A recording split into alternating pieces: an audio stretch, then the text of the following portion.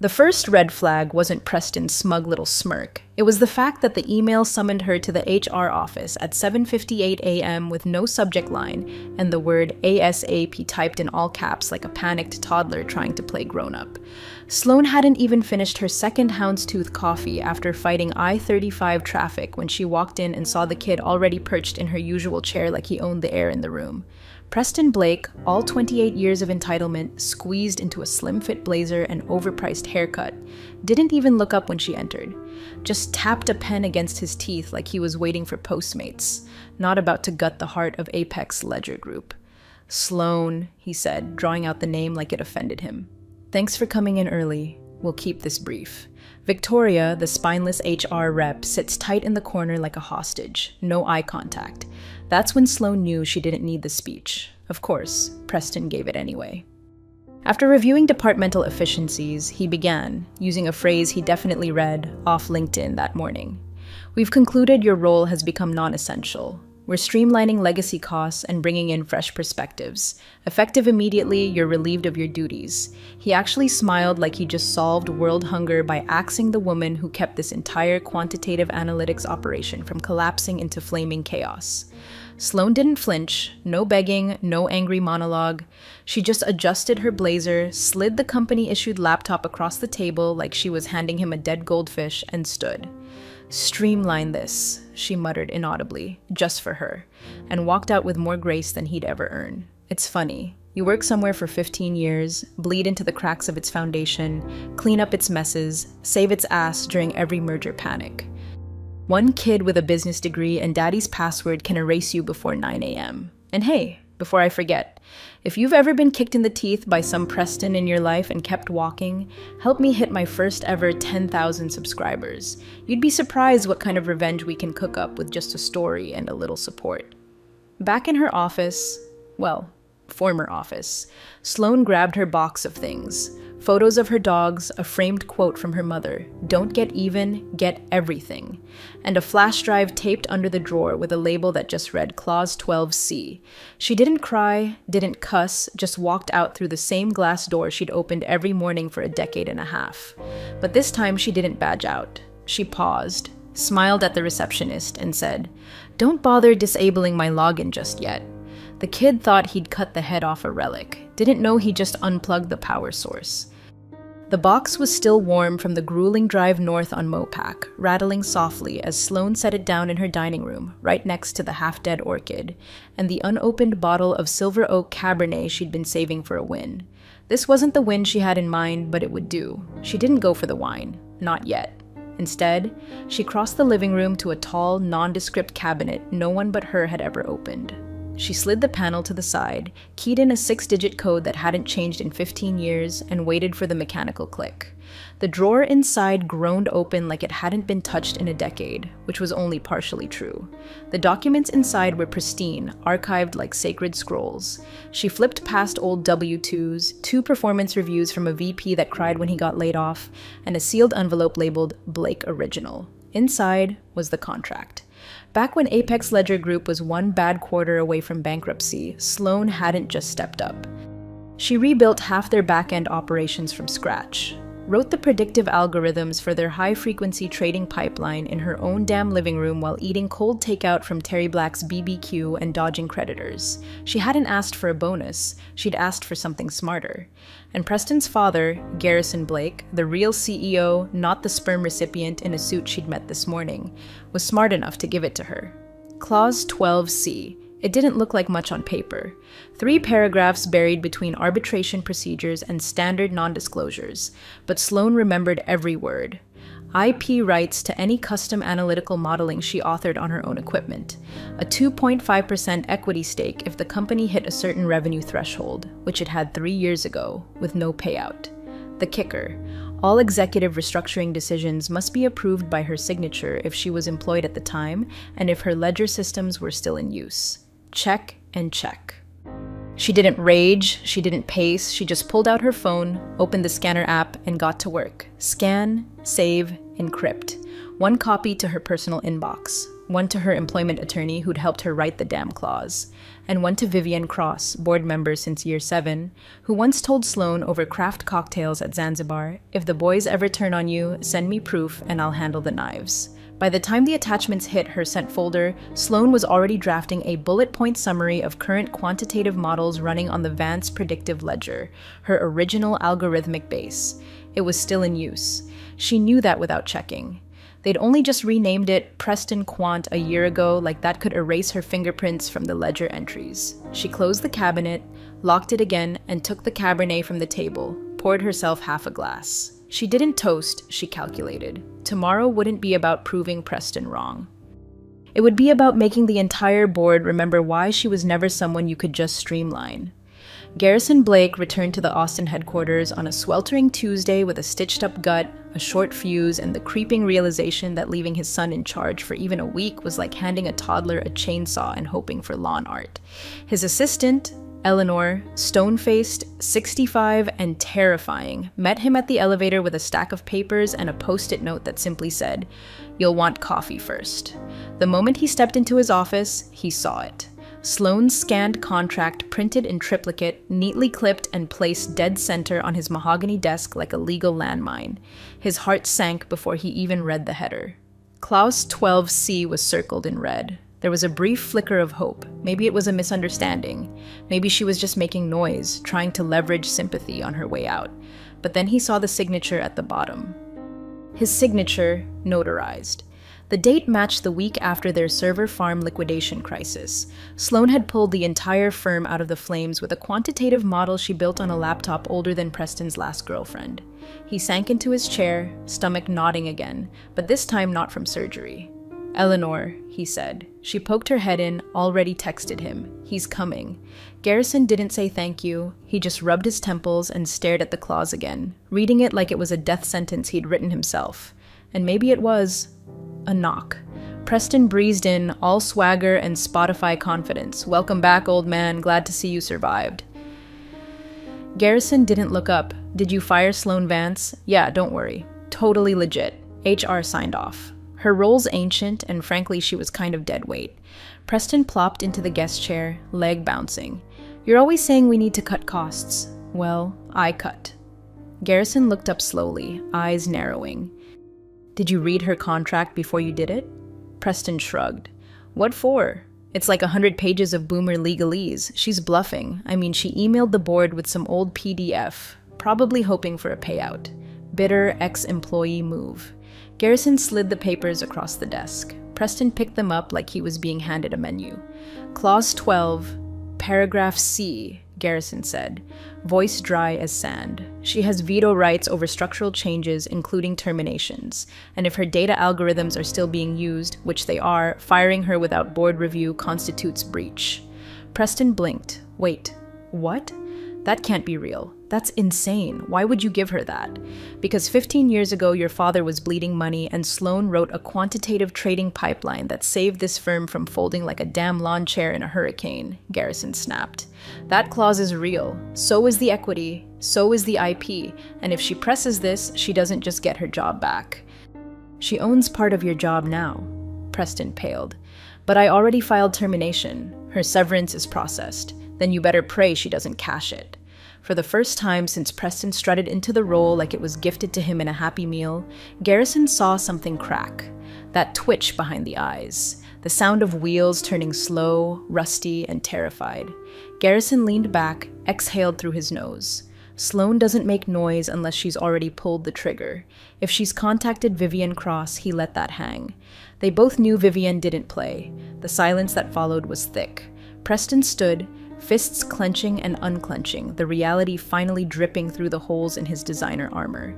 Garrison tapped the contract. "You didn't fire an employee, Preston. You declared war on the wrong goddamn general." It started small, the kind of hiccups nobody notices until they stack like dirty dishes in a bachelor's sink. On Wednesday, an algorithmic trade execution to Chicago lagged. The institutional client called twice, furious by the third ring. Thursday, 2 private equity ledger entries went missing in the mainframe, just vanished like they'd never existed. Friday, the central data hub routed a multi-million-dollar margin call to a defunct shell account instead of the active portfolio, costing the firm $6,000 in raw compliance penalties and an apology email that read like it had been written by a sleep-deprived intern with a concussion. Each incident on its own manageable, but together they were the exact kind of paper cuts Sloan had spent 15 years cauterizing before anyone felt a sting. Now they bled freely. Meanwhile, the downtown Austin office buzzed with that sick little energy that comes when a storm's coming and you don't know who packed an umbrella. Sloan's name wasn't spoken loudly, but it was everywhere. In the break room, in Slack threads disguised as memes, in whispers over frozen lean cuisines and passive-aggressive post-its.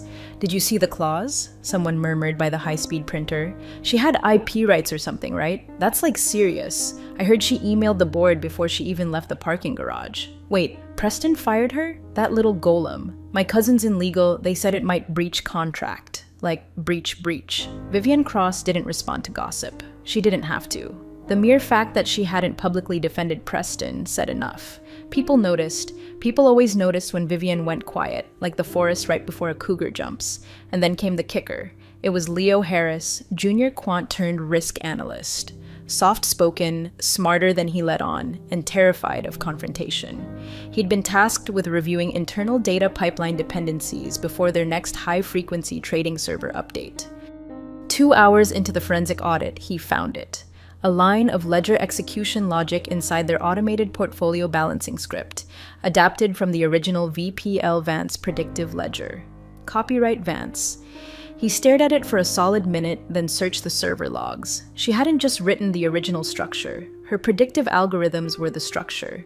Repackaged, renamed, sure, but the skeleton. The DNA of that beast humming in their quantitative pipeline. All hers. Leo did what any smart junior did in a corporate horror movie. He quietly screenshotted everything, zipped it in a folder labeled just in case, slipped the printout onto his manager's desk with a sticky note that said, "Think we owe Sloan royalties." That sticky note made it 3 desks over by lunch.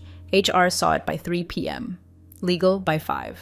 By Monday, Garrison's inbox had 15 different threads with the subject line, "Urgent. Vance IP rights." Sloan never said a word, never tweeted, never posted some vague "God closes a door" status on LinkedIn. She didn't have to. Absence was its own form of presence. Like a missing beam in a house you thought was sound until the roof sagged. No tantrums, no threats, just quiet chaos. And somewhere behind all those flickering Bloomberg terminals and stressed-out middle managers praying Preston didn't call another town hall, one truth became colder than fact. Sloan Vance wasn't just a former employee. She was now a loaded gun the firm had tossed onto the boardroom table and dared not pick up. Subject line, Notice of Contract Breach Clause 12 CIP Ownership Review. Sent at 6:02 a.m. just as the downtown building lights flickered on and half the C-suite still had pillow creases on their cheeks. Sloan's timing was always surgical. The email was short. 5 paragraphs, 0 fluff, no angry language, no frothing demands, just precision. Dear board members, on my termination date, I was informed without prior board consultation or approval that my role had been eliminated. As outlined in my employment contract clause 12C, such restructuring actions are subject to approval due to the active deployment of the Vance Predictive Ledger, VPL, quantitative architecture, and associated IP. This termination occurred while said systems remained in core operational use and without formal consent. For your reference, I have attached documentation of IP contributions, active ledger execution algorithms still in live deployment, and a signed copy of the original agreement. While I trust this was an administrative oversight, the legal implications of breach and royalty delinquency compel clarification. I remain available for resolution discussions. Attachments: Vance Original Contract .pdf VPLIP overview.pdf quant routing excerpt.d OCX. She CC'd no one from HR, no one from Preston's team, just the board. Then she stood up from her kitchen table, poured herself the last of the Cabernet, and started making her avocado toast like it was any other day. Because for Sloan, it was. This was routine. This was what happened when someone mistook silence for surrender. By 8 a.m., the replies began. The first was from Kimberly Sterling, compliance watchdog and notorious hawk. 4 words: "When are you available?" The second from Vivian Cross: "We need to talk soon." At 8:37 a.m., someone blind copied her on an internal thread titled "Urgent Review: Termination Protocols plus Royalty Risk Exposure." Sloan didn't reply. She didn't have to. She knew what would happen next. She counted on it. At 9:10 a.m., a quiet panic swept through the top floor. Boardroom doors closed early, schedules cleared. Someone canceled Preston's 10 a.m. vision for the future webinar without telling him. Garrison Blake walked in with a manila folder and a look that said he was about to eat his own mistakes. Legal had already started pulling documentation, reviewing every signature Preston had scrawled since Sloan walked out. NDA updates, vendor renewals, a new partnership with a massive hedge fund built on data modeling still running Vance's algorithms.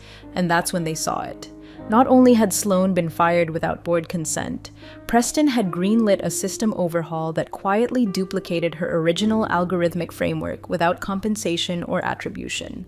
The term willful infringement began floating between inboxes. So did malicious restructuring. One attorney even wrote the phrase, "She's not just owed back pay, she may be owed equity corrections retroactively." Outside the glass walls, Preston smiled for some social media intern's photo op about innovation culture. Inside, a different kind of innovation was unfolding. An unscheduled forensic audit, a flurry of legal memos, and the first whispers of board-level dissatisfaction no PR filter could fix. Sloan still hadn't replied because power doesn't knock twice. It lets itself in when you least expect it, wearing silence like a suit and holding receipts sharp enough to cut careers in half. Preston found out about the private board session the same way he found out about most things lately, by being the last to know in a building his father still technically owned. He'd strolled into the executive lounge mid-morning, caramel oat milk latte in one hand, phone in the other, flipping through LinkedIn influencers like they were fortune cookies. That's when he saw it. Vivian Cross walking into conference room B with Garrison, Kimberly, and the entire legal team in tow. No invite, no heads up, no courtesy loop you in from Eleanor. Eleanor always used to greet him like royalty. She walked right past him this time with a folder marked Vance IP/Clause 12. Something inside Preston shifted. A flicker of something unfamiliar just beneath the teeth-grinding arrogance. It was cold, wet, panic-shaped. He power-walked back to his office, slammed the door harder than he meant to, and dialed Sloan's number. Ring, ring, voicemail. He tried again. Straight to voicemail. Left a message this time. "Hey, Sloan, I think we maybe got off on the wrong foot. Just wanted to talk, maybe figure this out privately. Call me back, okay?" Even he didn't believe it. His voice cracked halfway through privately. 15 minutes later, a reply arrived. Not from Sloan, but from her old autoresponder, still set up on her personal email. "Thank you for your message. I'm currently unavailable. If this is urgent, please contact someone who didn't call me non-essential." Preston slammed his phone down and knocked over a glass paperweight, shattering it into jagged little reminders that he was in fact not in control. Then came the final nail. He stormed down to Quant Ops, breathing like a cartoon bull, demanding Leo, the junior analyst who'd uncovered the ledger tags, to show him the damn system logs. Leo, mid-Diet Coke and visibly shaking, opened a terminal and pulled up the live quantitative script. Preston stared at line after line of algorithmic code, not really understanding what he was seeing until Leo highlighted a tag, copyright S, Vance 5 PL Core Logic V2.4, do not modify without legal clearance. And below that, use of this modeling structure without licensing agreement constitutes breach of IP ownership terms. It was baked in. Not just one tag, hundreds. Watermarked, predictive data, nested algorithms, version logs, all of it traceable. Sloan hadn't just built the system. She'd branded it like cattle. Quiet, legal, unforgiving. "What if we, rewrote the models?" Preston asked, lips twitching. Just reformat it. Strip her tags. Quick fix." Leo blinked, frozen mid-keystroke. "Sir, that's fraud." "Who said anything about fraud? I'm just saying we modernize." "Okay, get creative. Maybe with a bonus." Preston tossed out the word like he'd seen it in a movie where bribes worked. Leo's silence was louder than any whistle. By 4 p.m., Leo had emailed HR, CC'd legal, and attached a transcript of Preston's modernization idea with one simple line at the top. This made me uncomfortable. Please advise. It didn't take long for that to reach Vivian or Garrison or the board session Preston still hadn't been invited to. By 5:15 p.m., Preston's keycard had been quietly downgraded. Not revoked, just adjusted. He didn't notice yet, but he would, because desperation smells like fear. And fear, when it starts to rot, draws attention. The kind that eats empires. Garrison didn't knock. He stood outside Sloane's front door in East Austin longer than any self-respecting CEO should, holding a manila folder like it was a hostage ransom. Dressed not in the crisp suit he wore to battle investors, but in slacks and a windbreaker, like a man who knew this wasn't business anymore. It was cleanup. Sloane opened the door slow. No smile, no welcome, just that surgical stillness she wore like armor. 5 minutes, Garrison said. Then I'll go. She let him in without a word. The house was the same as he remembered.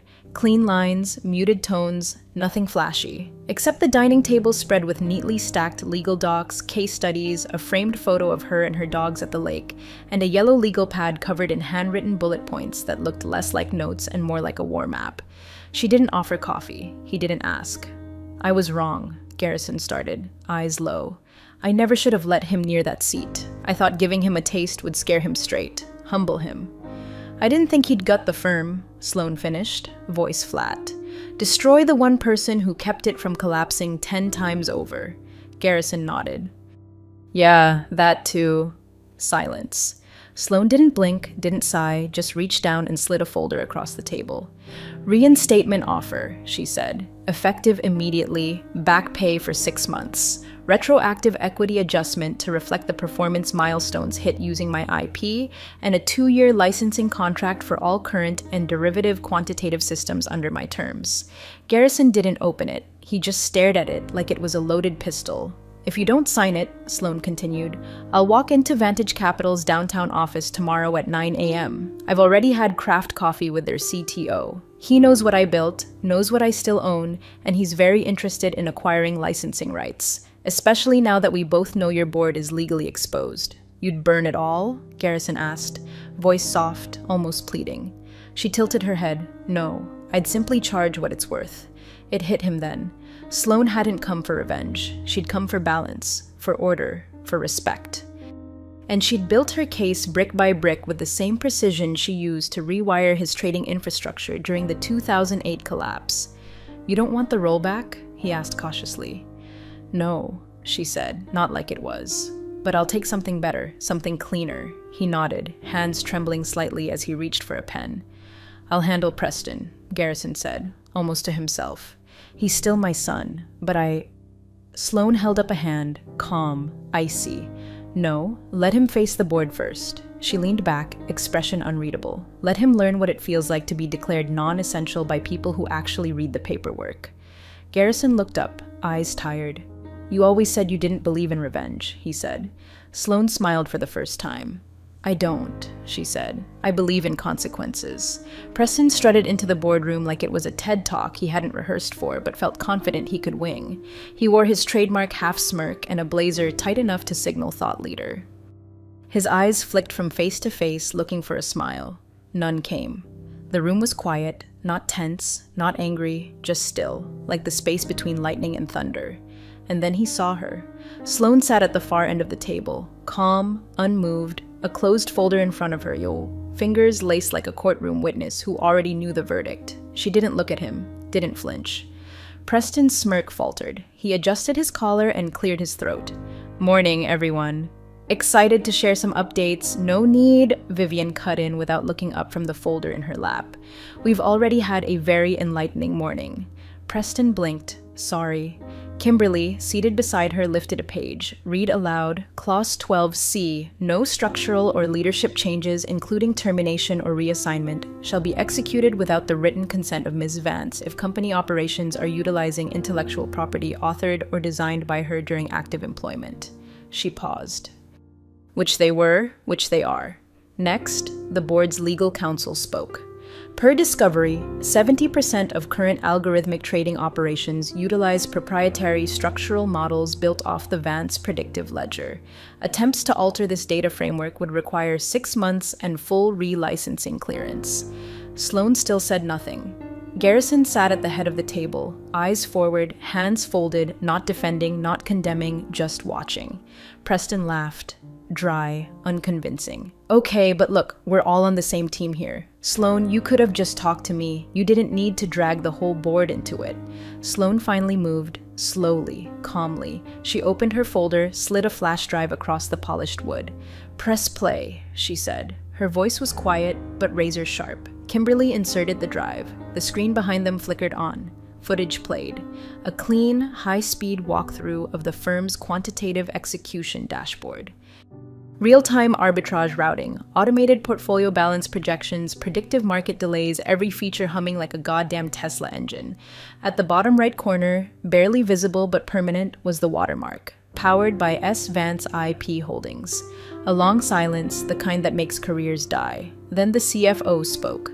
3 institutional partners have already reached out. One is preparing legal action over failure to disclose IP rights in ledger contracts. If we don't resolve this, we're staring down breach litigation, royalty payouts, and license restructuring at scale. Preston's jaw twitched. Okay. So what? You're siding with her over me?